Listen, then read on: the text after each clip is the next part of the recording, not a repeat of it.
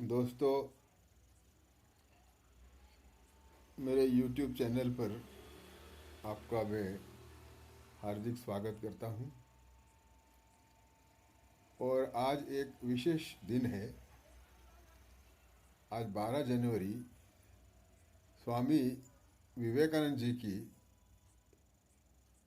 आज जन्मदिन है, और जिसको कि हम राष्ट्रीय युवा दिन के रूप में हमारे देश में मनाया जाता है।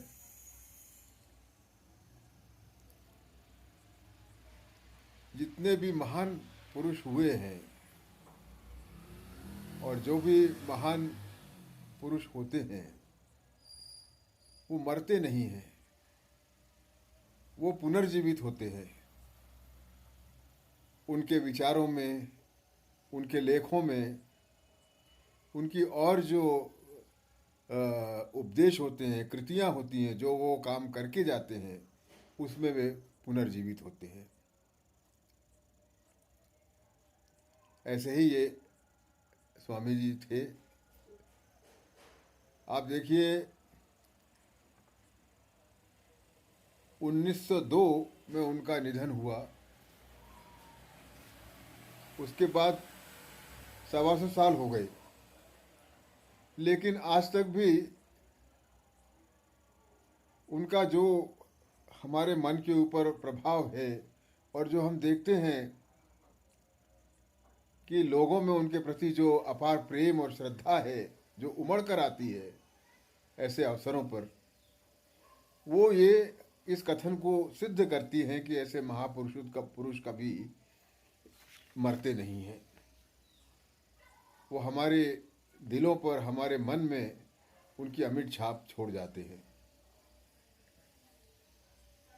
तो स्वामी जी के बारे में मैं आपसे उनके जीवन के कुछ पहलू आपके सामने रखूंगा। 1863 में कलकत्ता में स्वामी जी का जन्म 12 जनवरी जो कैलेंडर है उसके हिसाब से हुआ। इनकी माता का नाम भुवनेश्वरी देवी और पिता का नाम विश्वनाथ दत्त था, और बचपन में इनका नाम नरेंद्र नाथ रखा गया था। काफ़ी संपन्न परिवार था। माता इनकी बहुत धार्मिक प्रवृत्ति की थी, और बचपन में इनको रामायण और महाभारत की कथाएं सुनाया करती थी। बाल्यकाल से ही स्वामी जी अत्यंत ही कुशाग्र बुद्धि के थे और उदार मन थे। उनके उदार मन हमें बचपन से ही उनमें ये उदार लक्षण था उनके मन में, उदारता का, ये हमें दिखाई देता था। क्योंकि ऐसे प्रसंग होते थे जब भी कोई भिक्षुक उनके घर पर आते थे तो बालक नरेंद्रनाथ जो भी हाथ में आता था घर में, वो उठा के उसको दे देते थे। इसलिए माता को कई बार चीज़ें छुपा छुपा कर रखनी पड़ती थी उनसे, ऐसे उनकी उदारता थी। और ध्यान मग्न होने का उनका बचपन से ही उनका उस तरफ झुकाव था। और ऐसी कई घटनाएं हुई। एक बार तो वो बच्चों के साथ, बाल मित्रों के साथ खेलते हुए ध्यान मग्न हो गए। उनके पास एक सर्प आ गया, लेकिन फिर भी उन्हें पता नहीं चला। बाकी सब बच्चे भाग गए और बालक नरेंद्रनाथ वहाँ ध्यान मुद्रा में ही रहे और वो सर्प चला गया। तो ऐसी अनेक घटनाएं उनके बाल्यकाल में हुई, जो संकेत देती थी कि ये बालक कोई साधारण बालक नहीं है। बुद्धि से बहुत तीव्र थे, बहुत जल्दी उनको याद हो जाता था। एक बार उनको कक्षा में उनके जो शिक्षक थे, उन्होंने शैतानी के लिए उनको सजा दी, बेंच पर खड़ा कर दिया। और जब उनसे कहा कि मैंने क्या बताया, ये तुम बताओ, तो उन्होंने पूरा उनको बता दिया। और वो शिक्षक बहुत प्रभावित हुए कि ये बालक कोई साधारण बालक नहीं है। जैसे जैसे बड़े हुए उनके मन में धार्मिक जो उनका प्रवृत्ति थी वो और जागृत हुई और वो अपने गुरु की तलाश में निकल पड़े। कई लोगों से मिले, कई लोगों से उन्होंने साक्षात्कार किया, लेकिन कोई भी उनको संतुष्ट नहीं कर पाया। उन दिनों कलकत्ता में रामकृष्ण परमहंस ये बहुत प्रसिद्ध संत थे, उनका बहुत नाम था, उनके प्रवचनों में बहुत भीड़ होती थी। तो 1881 में स्वामी जी के उनसे मुलाकात होती है और वो भी उनके लिए भी वो आसान नहीं था। उन्होंने काफ़ी प्रश्न पूछे स्वामी जी से, रामकृष्ण परमहंस से, और जब वो पूर्ण रूप से संतुष्ट हुए तभी उन्होंने उनको अपना गुरु माना और फिर उनको गुरु मानकर आगे का जीवन उन्होंने व्यतीत किया। 1886 में उन्होंने संन्यास दीक्षा ली अपने मित्रों के साथ और 1887 में उन्होंने रामकृष्ण मठ की स्थापना कलकत्ता में की। जैसे जैसे उम्र बढ़ी उनकी, वो उन्हें सोचने लगे कि मुझे आगे क्या करना है, और इसके लिए उन्होंने सबसे पहले जो काम किया वो ये किया कि सन्यासी वेश में उन्होंने कम से कम साधनों के साथ संपूर्ण भारत का भ्रमण करके जो भारत देश के जो दुखी, दुर्बल और दबे हुए, कुचले हुए लोग थे, उनके जीवन के बारे में जानने की कोशिश की और वो यात्रा पर निकल पड़े। संपूर्ण भारतवर्ष की यात्रा उन्होंने की और इससे उनको बहुत दुख हुआ कि हमारे देश के लोग कितनी परेशानी में हैं, कितने त्रस्त हैं, कितने अभावों में वो जीते हैं, और बहुत उनको इससे कष्ट हुआ। और इस कष्ट को कैसे दूर किया जाए इसके बारे में वो सोचने लगे। उनका मन विचलित हो गया, दुख से भर गया, और फिर 1892 में दिसंबर महीने में वो कन्याकुमारी गए और कन्याकुमारी में समुद्र के बीच जो एक चट्टान थी उस पे लगातार 3 दिनों तक उन्होंने तपस्या की। 3 दिनों तक उनको कुछ भी होश नहीं था खाने पीने का। लगातार 3 दिनों तक उन्होंने वहाँ तपस्या की और इसी तपस्या में उनको उनके गुरु और गुरु माता रामकृष्ण परमहंस और माता शारदा देवी इनका उनको संकेत मिला। और वो जब तपस्या से बाहर आते हैं तभी वो डिसाइड करते हैं, ये निश्चित करते हैं कि जो मेरे देश के गरीब लोग हैं, जो दबे हुए लोग हैं, जो कुचले हुए लोग हैं, उनके लिए अपना जीवन समर्पित करूंगा। और जब वो भ्रमण कर रहे थे, भ्रमण के दौरान अनेक जगह गए, तो उनके जो अनुयायी, उनके जो शिष्य थे, और ऐसे कई प्रसंग वहाँ हुए। जैसे एक प्रसंग जो हुआ वो मैंने कहीं पढ़ा है, उसके बारे में मैं बोलना चाहूँगा कि उनकी जो बुद्धिमत्ता थी वो इतनी तीव्र थी कि वो एक बार मेरठ गए थे। तो जब मेरठ गए थे तो वहाँ लाइब्रेरी से वो अपने किसी दूत को भेजकर कुछ पुस्तकें मंगाते थे और दूसरे दिन वो फिर वापस कर देते थे। ऐसा क्रम कुछ दिनों तक चला। तो एक दिन वो जो लाइब्रेरियन था वो उनके दूत से बोला कि तुम्हारा ये जो साधु है भोंदू साधु है, बोले ये नाटक करता है, ये पढ़ता लिखता नहीं है, क्योंकि इतनी मोटी मोटी किताबें तुम ले जाते हो, दूसरे दिन मुझे वापस कर देते हो। जब ये बात उन्होंने उनके दूत ने स्वामी जी से बताई तो स्वामी जी उससे मिलने गए और उससे कहा कि ये किताबें, जितनी किताबें मैंने मंगाई है उनमें से तुम मेरे से प्रश्न पूछो और मैं उनका उत्तर दूंगा, और यदि मैं उत्तर नहीं दे सका तो ठीक है, लेकिन यदि मैंने उत्तर दिया, सही उत्तर दिया, तो तुमने जो मेरे बारे में बात कही है वो शब्द तुम्हें वापस लेने पड़ेंगे। और उसने प्रश्न पूछे और स्वामी जी ने उसके द्वारा पूछे गए सभी प्रश्नों का सही सही उत्तर दिया और क्षमा याचक होकर उसने स्वामी जी से माफ़ी मांगी। अत्यंत ही विद्वान थे वो।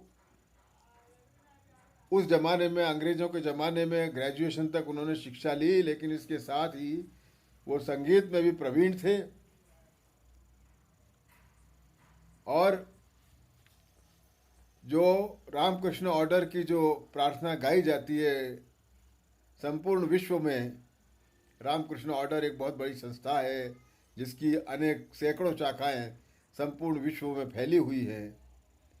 तो ये जो प्रार्थना गाई जाती है इसकी रचना भी स्वामी जी ने ही की।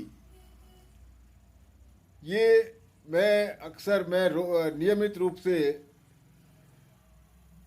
जाता था वहाँ आश्रम में। हमारे औरंगाबाद में आश्रम है, ये हमारा सौभाग्य है, ये औरंगाबाद शहर का सौभाग्य है कि स्वामी जी ने यहाँ स्थान अपना बनाया है और मेरे घर के पास है, इसलिए मेरा जाना होता था।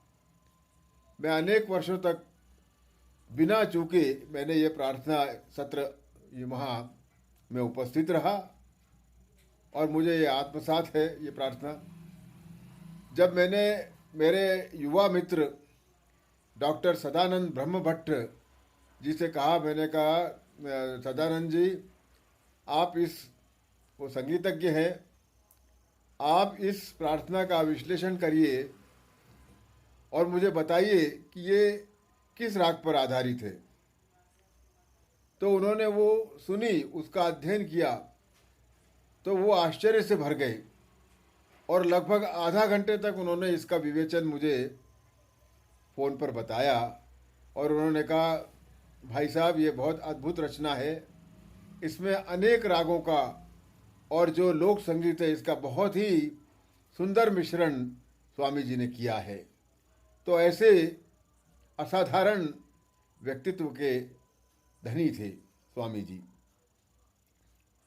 आगे 1893 में उन्होंने, उनके जो अनुयायी थे उन्होंने उनको आग्रह किया कि आप जो शिकागो में वर्ल्ड पार्लियामेंट ऑफ रिलीजन हो रही है उसमें भारत का प्रतिनिधित्व करिए। और इसके लिए राजस्थान में खेतड़ी नामक एक जगह है, वहाँ के जो महाराजा थे अजीत सिंह, वो उनके शिष्य थे। उन्होंने उनका पूरा प्रबंध, पानी के जहाज़ से पूरा टिकट, पूरा फर्स्ट क्लास का टिकट, सब कुछ उन्होंने किया। साथ ही यहाँ जो घटना होती है वो बहुत महत्वपूर्ण है, यहीं से उनका नाम बदला। उन्होंने उनको नया नाम दिया और नई पोशाक भी दी जिसमें एक पगड़ी थी, और उनको जो नाम दिया गया है वो स्वामी विवेकानंद नाम मिला और वो पगड़ी मिली, जो पगड़ी आज उनकी पहचान है। तो इस तरह से वो अमेरिका के लिए निकले। लेकिन ये जो प्रवास था ये सरल नहीं था। शिकागो में पहुँचे वो। शिकागो में पहुँचने के बाद उनको पता लगा कि उनके पास जो धन है वो इस शहर में गुजर करने के लिए पर्याप्त नहीं है और धर्म परिषद के लिए भी समय था। तो वो बहुत चिंतित हो गए। लेकिन ऐसी चिंता में भी उनको एक ही विश्वास था कि जिस ईश्वर ने मुझे यहाँ तक भेजा है, मेरा प्रबंध किया है, उसने निश्चित ही इसके आगे की योजना भी बना कर रखी है। मुझे उसके ऊपर विश्वास रखना है और अडिग रहना है। तो इस तरह से वो वहाँ थे, बहुत कष्ट में दिन बिताए, कई बार भिक्षा भी मांगनी पड़ी, रेलवे के डिब्बों में, मालगाड़ी के डिब्बों में रातें गुजारनी पड़ी। कष्ट सहते हुए फिर उन्होंने निश्चय किया कि वो कुछ दिनों के लिए बोस्टन चले जाएंगे। वो शहर ज़रा कम खर्चीला है, वहाँ गुजारा हो सकता है। वहाँ गए तो वहाँ उनको उनके संपर्क में एक भद्र महिला आती हैं, जो उनके वस्त्रों से पहचान जाती है कि ये धर्म परिषद के प्रतिनिधि हैं। तो वो उन्हें अपने यहाँ ठहरने का निमंत्रण देती हैं। स्वामी जी वहाँ उसके यहाँ ठहरते हैं। वहाँ उनका परिचय वो एक विद्वान प्रोफेसर J.H. राइट से करवाती है और बताती है। स्वामी जी उनको सारी व्यथा बताते हैं कि मैं आया तो हूँ, लेकिन मेरे पास पर्याप्त धन भी नहीं है और कोई भी मेरे पास परिचय पत्र नहीं है। तो जो चर्चा उनसे हुई अनेक विषयों पर, उससे वो प्रोफेसर बहुत प्रभावित हुए थे। तो उन्होंने कहा उन्होंने स्वामी जी को आश्वस्त किया और कहा कि आप निश्चिंत रहिए, मैं आपको पत्र दूंगा। और उन्होंने जो पत्र लिखा उसमें लिखा कि आपकी धर्म परिषद में जितने भी विद्वान आ रहे हैं, यदि उनके भी सबके ज्ञान को जोड़ दिया जाए तो भी वो जो ज्ञान होगा वो इस युवा स्वामी के सन्यासी के ज्ञान से बहुत कम होगा। अतः इनकी पूरी व्यवस्था की जाए और इनको स्थान दिया जाए। और इस तरह से उनको वहाँ जगह मिली। फिर वो वहाँ शिकागो आकर रहने लगे। और फिर वो दिन आया जब उनको भाषण करना था। जब उनको बुलाया गया, पुकारा गया, तो उनके संबोधन मात्र से जो उस हॉल में जो श्रोता बैठे थे वो मंत्रमुग्ध हो गए, क्योंकि स्वामी जी का संबोधन ही जो ऐसा हुआ कि मेरे अमेरिका के भाइयों और बहनों, अब तक जितने भी श्रोता आए थे, किसी ने भी इतना आत्मीयता से उन लोगों को संबोधित नहीं किया था। और यह संबोधन जब उन्होंने सुना तो वो खड़े हो गए और तालियां बजाने लगे। और उसके बाद अनेक भाषण उनके हुए, जिससे उन्होंने अनेक शिष्य बनाए अपने। और पश्चिमी देशों में उन्होंने जो भारत का जो ज्ञान था, वेद थे, धर्म था, उसके बारे में जो गलत धारणाएं थी उनका निवारण किया। और अनेक उनके अनुयायी बने शिष्य, जो अंत तक उनके साथ रहे। और कई बार उन्होंने संपूर्ण विश्व की यात्रा की।